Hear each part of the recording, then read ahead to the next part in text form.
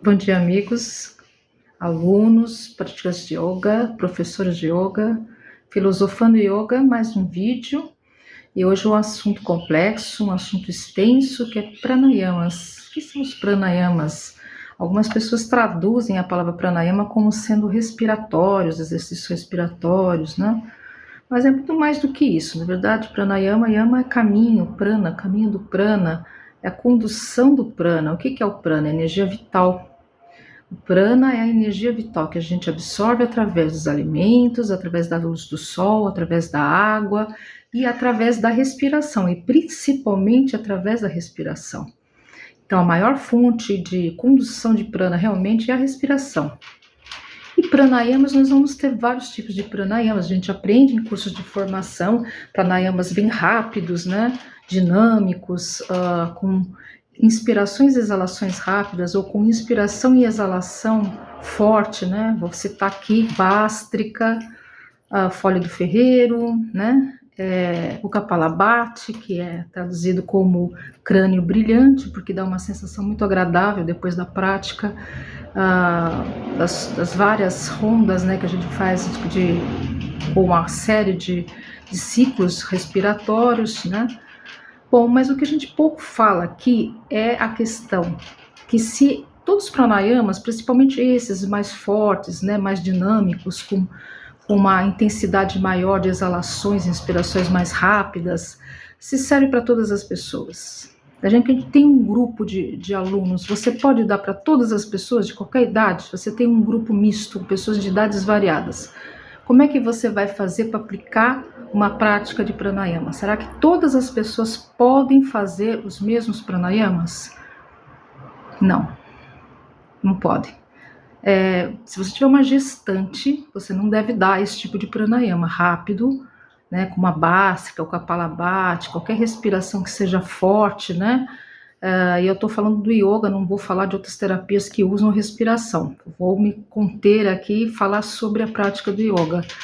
Então a gente não pode dar esses pranayamas assim rápidos para pessoa gestante, pessoa que tenha glaucoma, que tenha pressão alta, que tenha problema cardíaco. Então existe uma lista de impedimentos ligados a questões físicas, a questões de saúde.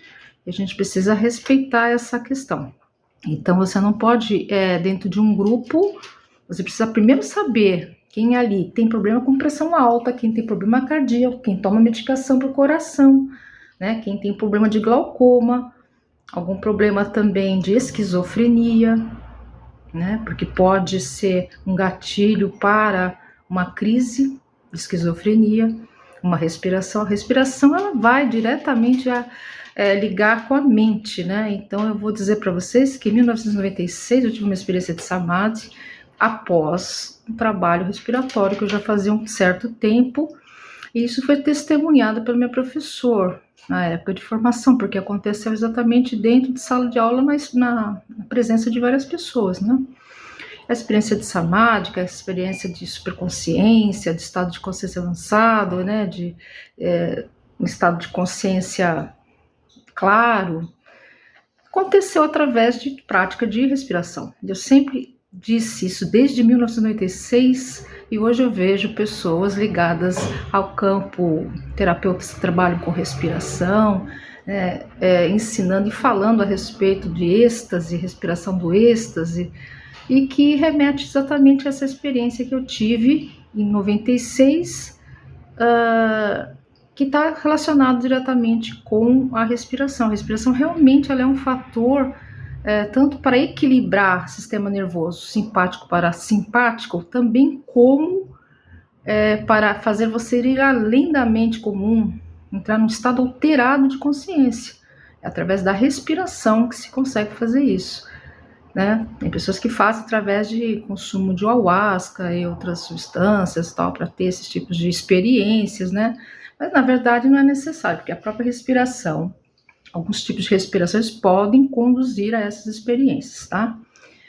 Então é importante a gente, nesse vídeo, eu quero falar especialmente sobre a questão das contraindicações, para que a gente esteja sempre, professor, tem que estar alerta a isso, da mesma maneira como a gente também fica alerta em relação a posturas de inversão, pessoas que gostam de ficar de ponta cabeça, mas a gente sabe que tem pessoas que não podem ficar de ponta cabeça, e tem muitos casos aí que a pessoa vai fazer uma prática com postura de inversão, de ponta cabeça, e a pessoa tem problema de pressão alta e a pressão dela vai subir, e ela vai passar mal depois da aula, ou durante a aula.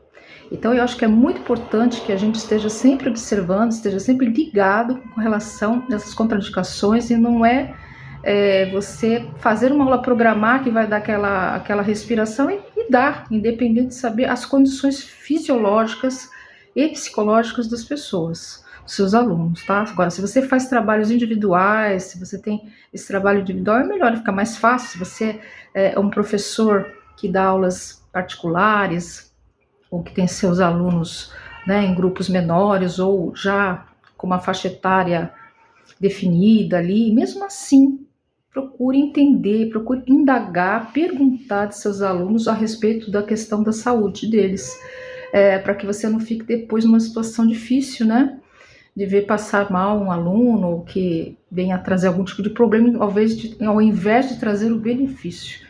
Então, nós falamos das respirações rápidas, das respirações como o Kapalabhati, crânio brilhante, o fole do ferreiro, que é a bástrica, e essas outras respirações fortes, né? Não das respirações mais neutras, mais suaves que existem na prática do yoga. Estamos falando daquelas rápidas, daquelas que têm uma exalação muito rápida, com bastante perda de CO2, né? Que dá vasoconstrição, ou seja, os vasos sanguíneos eles fecham em função da respiração, e que acarreta uma circulação, uma modificação da circulação, e que pode desenvolver a questão, desencadear uma pressão alta, algum mal-estar na pessoa. Então é importante a gente estar atento, e eu adoro respirações assim, e a gente sempre falava, não, é bom fazer no inverno, porque aquece o corpo, e não tem nada muito a ver com questão de aquecer o corpo. A sensação de aquecimento é claro, porque tudo que é mais dinâmico, é claro que provoca uma aceleração e dá essa sensação de aquecimento. Mas tem muito mais a ver com questão circulatória, circulatória por causa da vasoconstrição, que é o estreitamento da passagem do sangue, e que ocorre... A gente às vezes precisa de respirações que causam o contrário, a vasodilatação, que relaxa as veias, que relaxa o corpo, né? Que coloque você mais em contato com o sistema nervoso parasimpático, que você fique mais calmo, né? E não aquelas que fazem a vasoconstrição, são as mais perigosas, porque elas não podem ser feitas por todas as pessoas, tá bom?